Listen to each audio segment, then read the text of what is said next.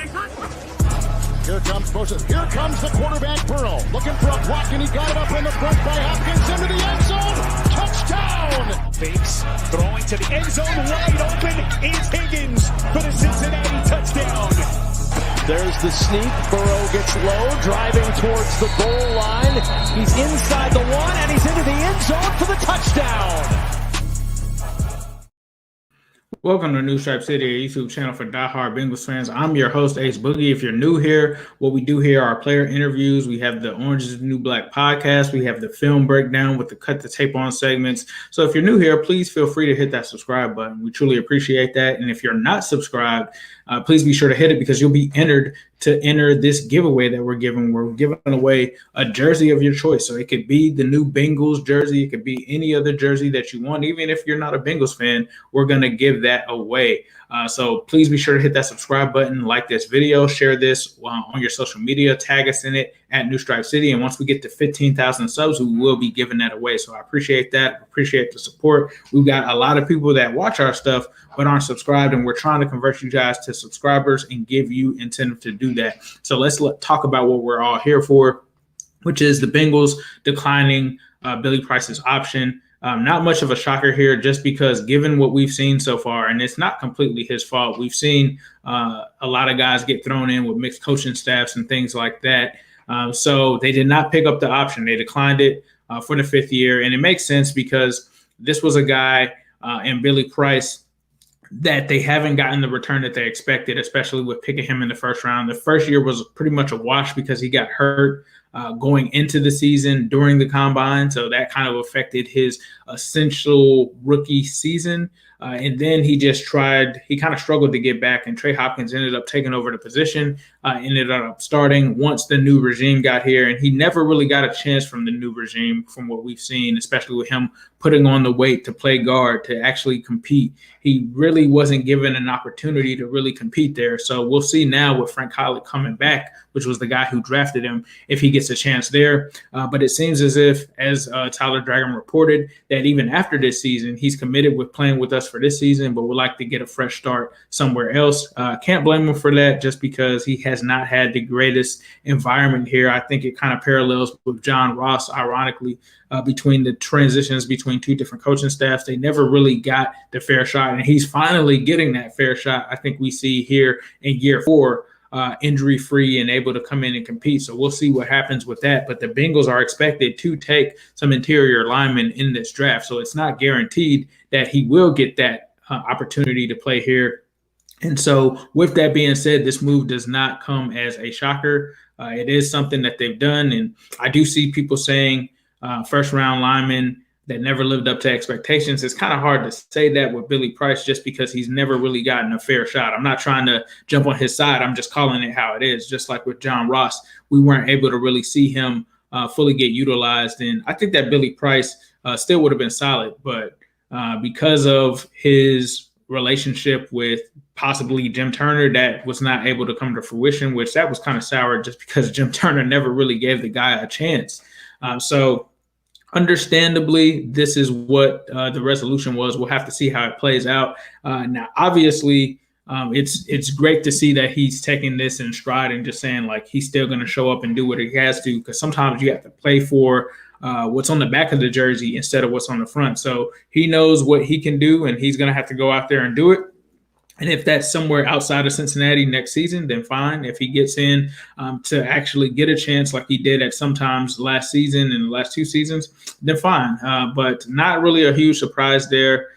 Some people are talking about the Bengals not being able to pick first-round linemen, and that's a valid concern. But you have to think about it from this angle as well. Bengals never really got a chance to pick the number 1 guy.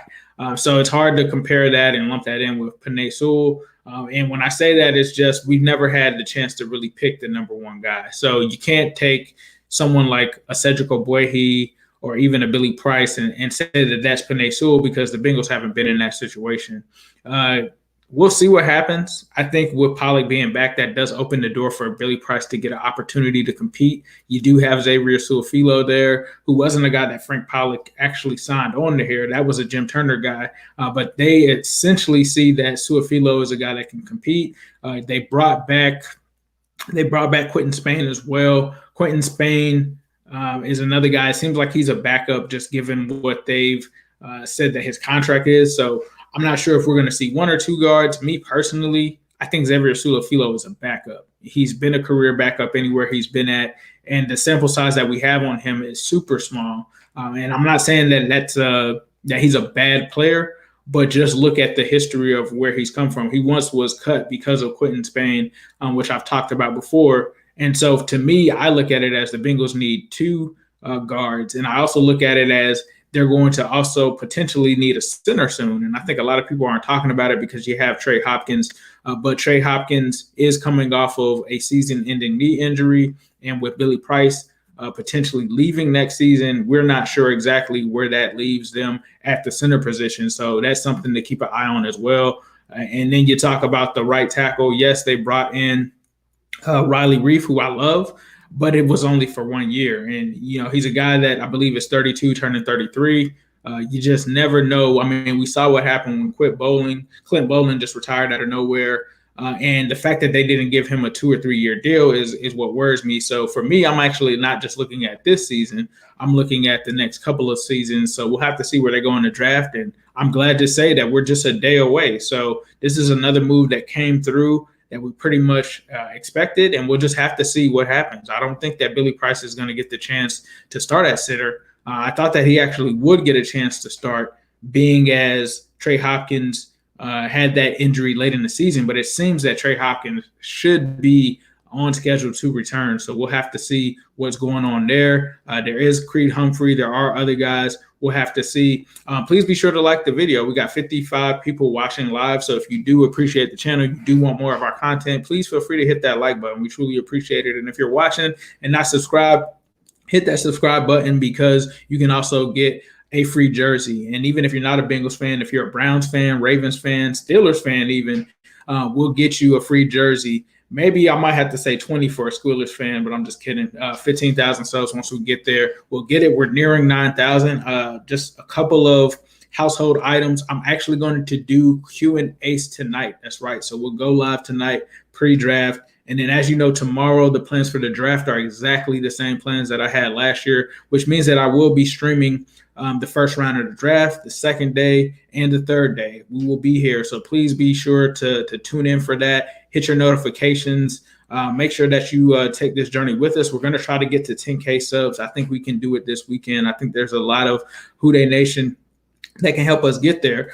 But outside of that, we also did, if you haven't seen it either, we just did an interview with Kyle Guy, Sacramento King, huge Bengals fan. Loved it. It was the Orange is the New Black, so be sure to check that out. Also, make sure that you subscribe to Zim Who Dey's channel as well. And we're going to have some merch coming. It's not what I'm currently wearing, but we do have some merch coming from LFG Cincy.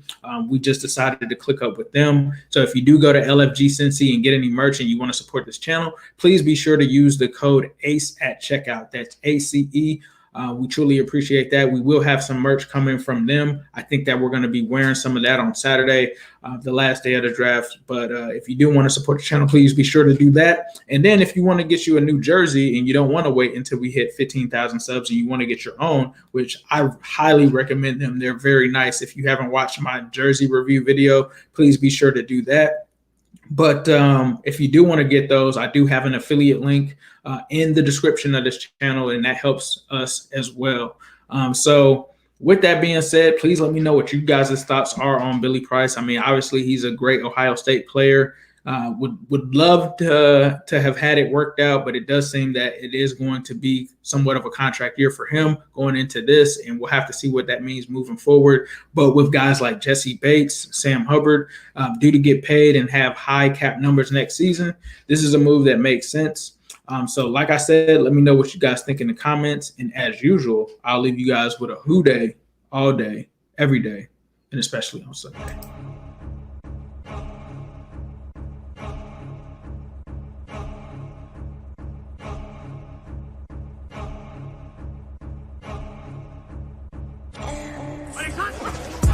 Here comes Moses. Here comes the quarterback, Burrow. Looking for a block, and he got it up in the front by Hopkins into the end zone. Touchdown! Fakes, throwing to the end zone, wide open is Higgins for the Cincinnati touchdown. There's the sneak. Burrow gets low, driving towards the goal line. He's in.